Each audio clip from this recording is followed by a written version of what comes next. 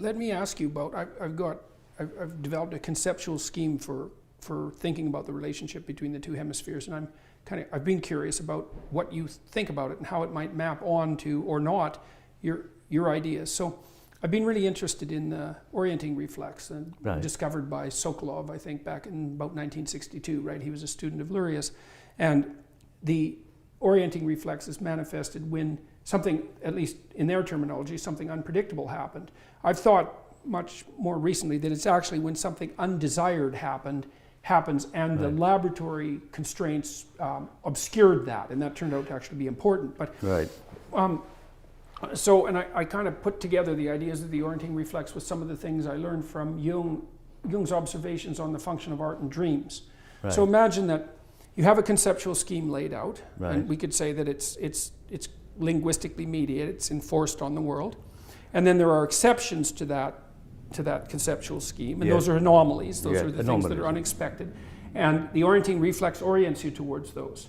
And so those are things that aren't fitting properly in your conceptual scheme that you have to figure out. So the first thing you do is react defensively, essentially, because it might be dangerous. And then your exploratory systems are activated. So, and the exploratory systems, first of all, are enhanced attention, just from an intentional perspective.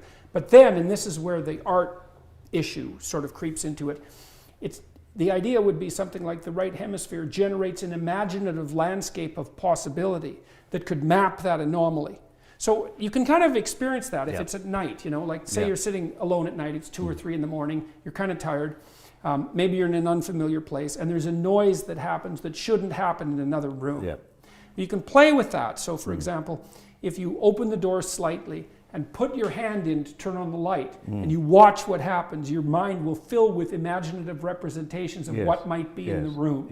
Right? So it's like the landscape of anomaly will be populated with something like imaginative demons.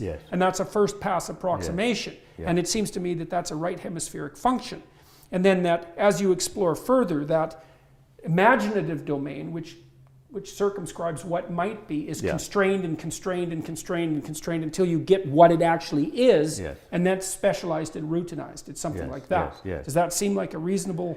What do you think about that as a conceptual idea? For a whole host of reasons. One is, you mentioned defense, and one of the ideas behind my hypothesis is that the right hemisphere is on the lookout for predators, whereas the left hemisphere is looking for prey. And this has been confirmed in many species of both... I'd never heard that second part. Amphibians and mammals, So when you're in left hemispheric mode, you're more in predator mode, and when you're in right hemispheric mode, you're more in prey of course, mode. we are not lizards or toads or marmosets or whatever, but in animals, generally speaking, this is the case. Getting and grasping, and after all, our left hemisphere is the one that controls the grasping hand, is left hemisphere, and exploring, which you mentioned, is more right hemisphere.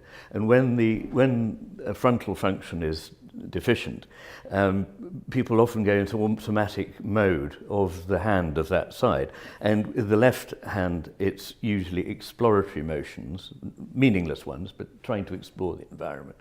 And with the right hand, it's grasping pointlessly at things. So they, as it were, their automatic thing is with the left hand, the right hemisphere to explore, with the right hand, the left hemisphere to grasp. So when you said exploratory, and you said defensive, and you said also opening up to possibilities, these are all aspects of the way the right hemisphere, I often say the right hemisphere opens up to possibility, whereas the left hemisphere wants to close down to a certainty. And you need both of these. That's a chaos and order issue. Chaos and order. Exactly.